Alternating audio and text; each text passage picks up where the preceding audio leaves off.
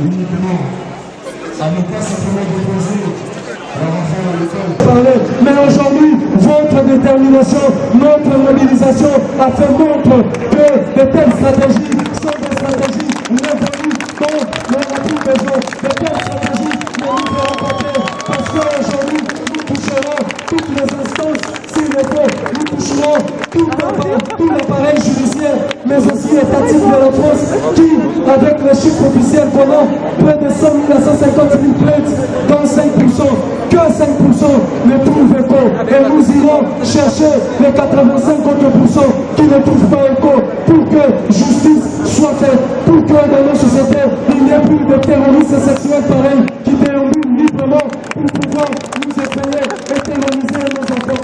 Justice! Justice! Justice! Justice! On est sur la prise des paroles. Je voudrais vous dire, restez dignes. Nous continuons à travailler dans un esprit d'unité avec le courage que vous connaissez. Mais restons dignes, alors que vos propos soient cadrés, que vos propos puissent être à la mesure ou à la, si j'ose dire, à la hauteur de notre et de votre dignité. Je vais passer aux frères et sœurs qui vont souhaiter à un moment donné passer un mot. J'en ai un ici. Donc passer un mot et on me rappelle encore, je vous rappelle, lorsque nous sommes en train de vous demander d'apporter ces dons, comme nous l'avions dit, depuis la première centime jusqu'à la dernière, nous vous garantissons la transparence. La transparence parce que c'est par respect pour vous tous et vous toutes. La transparence de ce qu'on fera d'un centime à 1000 euros, si je ne sais pas où, à 500 euros, de cette cagnotte que nous avons mis en place. Continuez de signer la pétition. La pétition sur change.org, un enfant de 4 ans violé. Continuez de signer cette pétition parce qu'il faut démontrer à la République tout entière qu'il y a des innombrables voix qui se sont levées. Et la force de notre signature va sûrement faire basculer la chose. Ils nous ont dit que le 14 juillet, il n'est autorisé à personne de battre pavé sur les rues de la République. Ils nous ont dit que c'est interdit. Mais nous avions dit, selon l'esprit et la lettre de la Constitution française, il n'y a nulle part où on a dit, le 14 juillet, il faut rester chez vous. Oh, mais le président a demandé aux gens parce qu'il fête. Alors, le moment où le président est en train de fêter, nous allons lui rappeler qu'il faut que justice soit faite.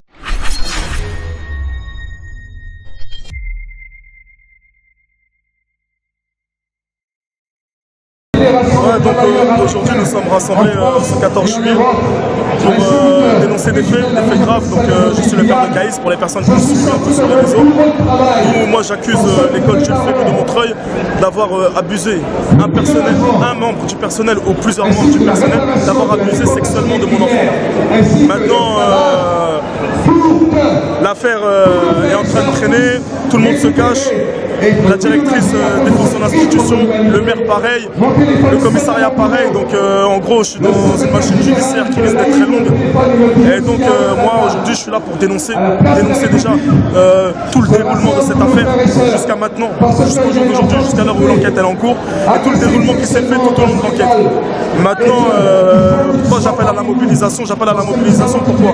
Parce que des cas comme il arrive à mon fils, il en arrive des milliers de cas en France, et où toutes ces personnes n'ont pas justement cette foi et même cette puissance pour autant mobiliser, surtout autour d'un cas qui est aussi grave, qui est aussi tabou, parce qu'en France on ne veut pas parler de pédophilie. Moi je parle clairement de pédophilie. Oui, mon enfant a été victime de pédophilie et je vais le prouver et je vais me battre pour arriver jusque là, et toutes les personnes qui me soutiennent, c'est eux ma force. Donc en gros je suis même plus tout seul à me battre, on est tous là à se battre parce qu'on se bat pour nos enfants.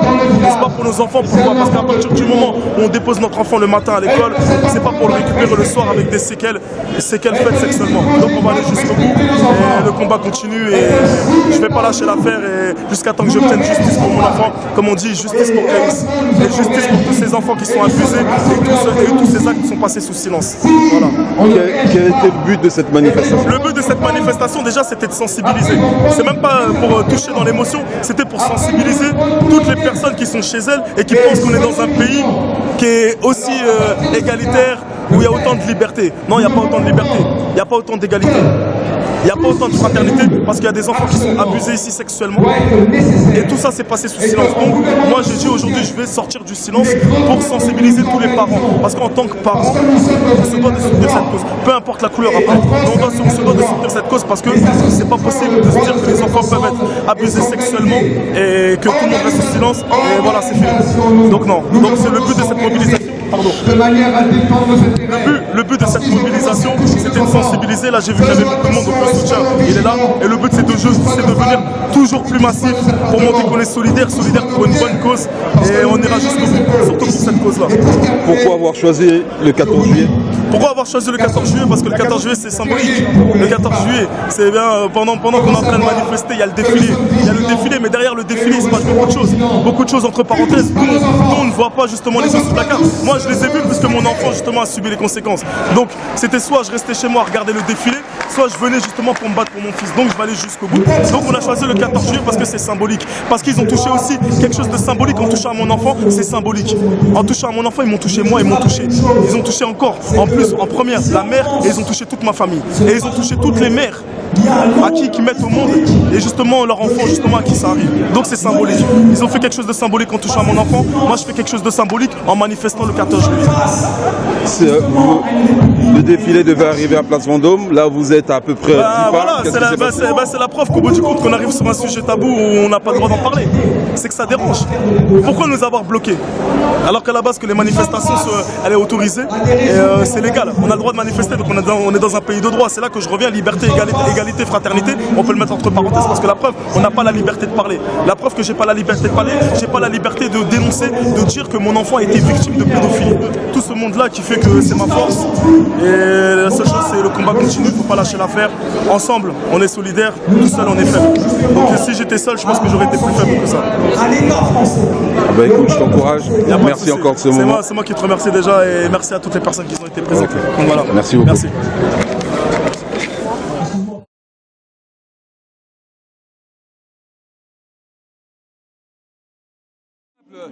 Comme tant d'autres, comme vous voyez, la multitude de nos frères et sœurs qui se trouvent à défiler dans les rues de Paris de manière à faire entendre aux Parisiens et à la France entière, ainsi qu'à l'État français, qu'un enfant de chez nous s'est fait agresser, un enfant kémite s'est fait agresser de manière criminelle dans une école qui se situe à Montreuil, en région parisienne. C'est la raison pour laquelle que je suis ici. Et maintenant, ce qui se passe, c'est qu'il est important que nous nous organisons, que les associations s'organisent, que les organismes s'organisent et que même la politique s'organise. La politique qui défend nos intérêts à nous, qui fait partie dans la diaspora kémite et afro-antilo-guyanaise, nous devons nous organiser de manière à faire face à des agressions. Parce que maintenant, s'ils commencent à agresser nos enfants, demain après-demain, ils peuvent après agresser nos femmes et puis après nous dépouiller de nos biens, de nos appartements.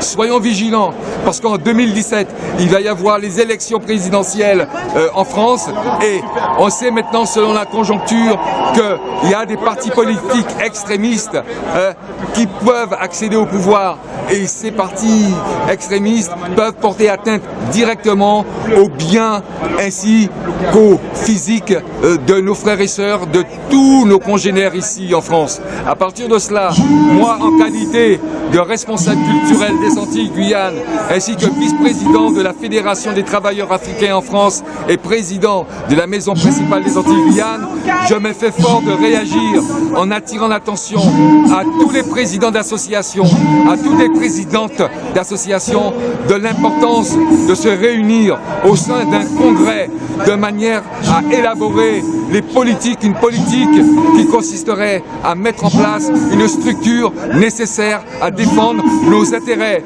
Parce que si nous ne faisons pas cette organisation, les étrangers ne le feront pas pour nous.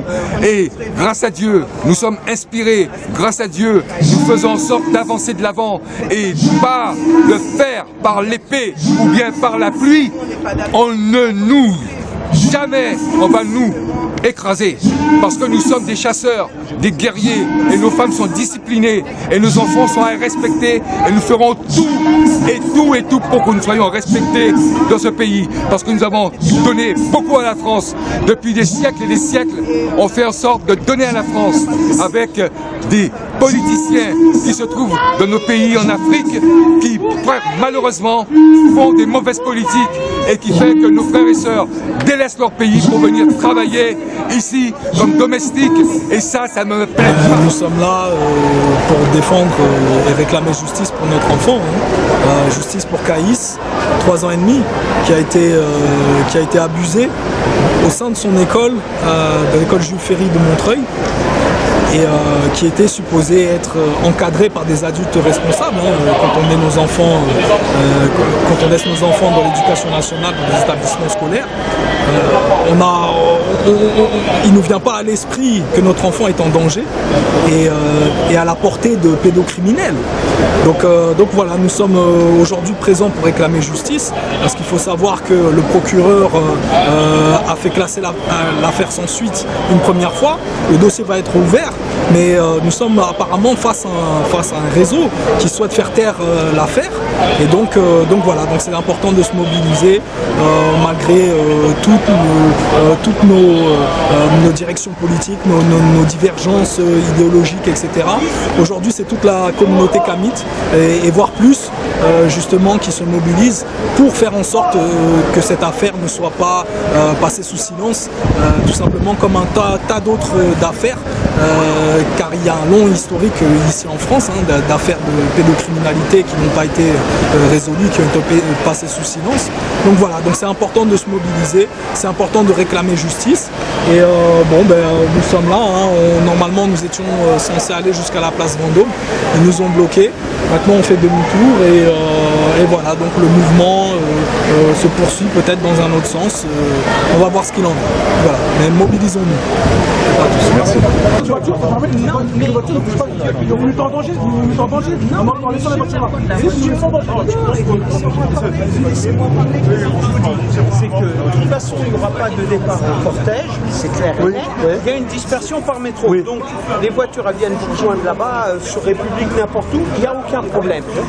Ce qu'il y a, c'est que, comme j'ai expliqué, vous êtes ici, il y a des règles, vous avez des droits, c'est de manifester, mais vous avez des devoirs, c'est de faire une manifestation. La première loi, vous n'avez pas respecté, vous n'avez pas laissé aller au devant. Oui, non. Monsieur, il est en train de répéter le même discours. Monsieur, on a compris. Nous, juste notre inquiétude, c'est de savoir s'il reste personne. Et là, il reste une voiture des nôtres. Et il restera des manifestants ici, les forces lourdes, à savoir gendarmerie et CRS, ne se déplaceront pas.